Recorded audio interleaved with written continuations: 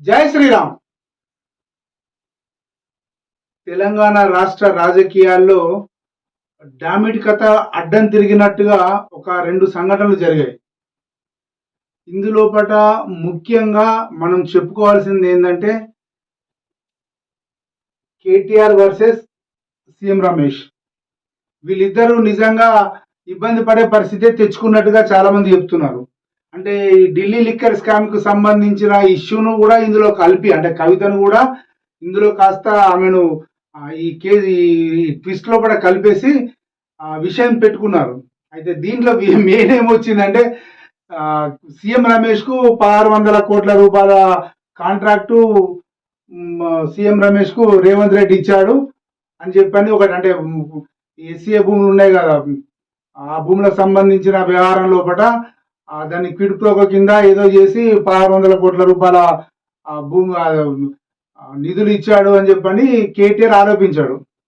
సరే, అంటే సీఎం రమేష్ స్వతహాగా బీజేపీ ఎంపీ అయినా, బీజేపీ నాయకుడు అయినా కూడా అతను కాంట్రాక్టర్ కాబట్టి ఖచ్చితంగా తీసుకుంటాడు, చేస్తాడు. తీసుకున్నాడా లేదా అతని సంస్థకు వచ్చిందా అది అది పెద్ద ఇష్యూ ఏం కాదు అది. కానీ ఇక్కడ సీఎం రమేష్ యొక్క కౌంటర్కు నిజంగా ఇబ్బంది పడాల్సిన పరిస్థితి ఇప్పుడు కేటీఆర్కి వచ్చింది. ఎందుకు కేటీఆర్కి వచ్చింది అని అంటే, అప్పుడు లిక్కర్ స్కామ్ లో కూడా మా చెల్లెలు కనుక విడిపిస్తే బీఆర్ఎస్ ను మేము బీజేపీలో కలుపుతామని చెప్పని కేటీఆర్ సీఎం రమేష్ తో అన్నట్టుగా ఒకటి వచ్చి సీఎం రమేష్ ఒక స్టేట్మెంట్ ఇచ్చేశాడు. అంటే వాళ్ళు ఇది విషయాన్ని తీసుకెళ్లి నేను చెప్పేసిన వాళ్ళ బీజేపీ నాయకులకు చెప్తే వాళ్ళు పట్టించుకోలేదు, అది మునిగిపోయిన ఒక దాన్ని ఎవడు పట్టించుకుంటాడు, దాంట్లో ఎవడు ఎక్కుతాడా, అవసరం లేదని చెప్పి వాళ్ళు చెప్పేసిర్రు అని చెప్పని ఒకటి చెబుతూ, మళ్ళీ నువ్వు ఏ దేశంలో ఏమేం చేసినావు, ఎట్లేం చేసినావు అవన్నీ విప్పుమంటావా చిట్టా అని చెప్పని ఒక దాదాపుగా పర్సనల్ డ్యామేజ్ కూడా చేసినట్టుగానే సీఎం రమేష్ ప్రవర్తించాడు.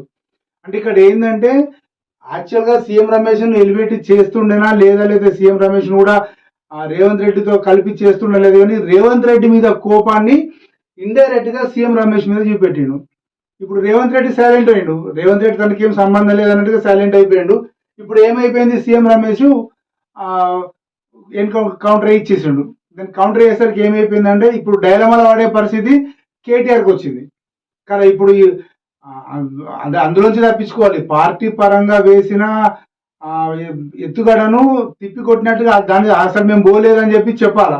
సీఎం రమేష్ ఎవడా గతంతో మాకు పోవాలనుకుంటే ఇంకా పెద్దలాగా పోరాకపోతున్నానా అని చెప్పని మళ్ళీ ఒక కౌంటర్ ఇవ్వాలా, లేదా వ్యక్తిగతంగా అతను ఎక్కడికి పోయిండో అంటే మరి ఎటు పోయిండో ఏం చేసిండో అది ఎవరికి తెలియదు, వాళ్ళ పెద్ద వాళ్ళకి తెలిసేమో, మరి దానికి కూడా కౌంటర్ ఇచ్చుకోవాలి. అంటే రాజకీయంగా కౌంటర్ ఇచ్చే పరిస్థితి వచ్చింది. తర్వాత వ్యక్తిగతంగా కూడా ఇప్పుడు కేటీఆర్ 2 రకాలుగా అతని కహాని అడ్డం తిరిగినట్టుగా చెప్తున్నారు. ఇది మెయిన్.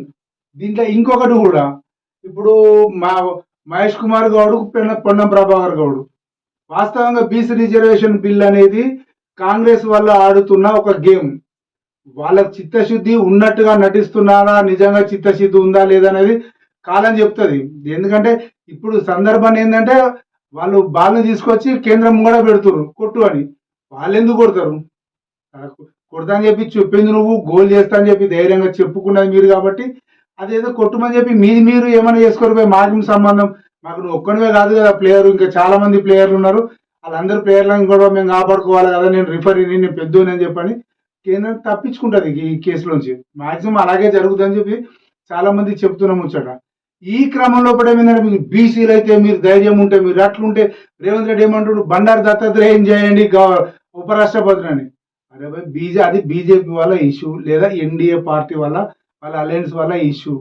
దాంట్లో మీ ప్రభావం ఏంది, వీళ్ళ ప్రభావం ఏంది? ఇప్పుడు ఖర్గేని తీసేసి ఇంకెవరిని పెట్టు అంటే బీజేపీ వాళ్ళు చెప్తే వాళ్ళు పెడతారా?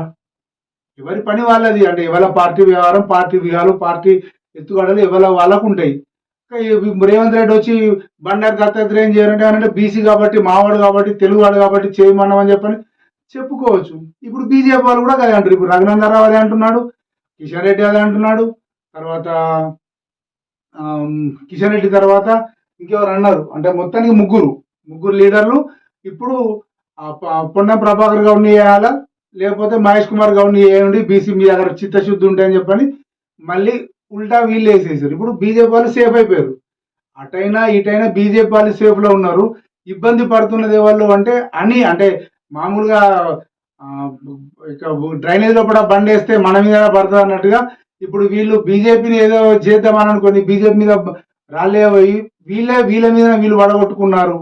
అది డైరెక్ట్ గా ఇండైరెక్ట్ గా మొత్తానికైతే దీని వల్ల బీజేపీ చాలా సేఫ్ లో ఉంది. అంటే ఈ విషయంలో మటుకు బీజేపీ ఎలాంటి అంటే మీరన్నారు దత్తత్రేయకి ఏమని చెప్పి మీరన్నారు.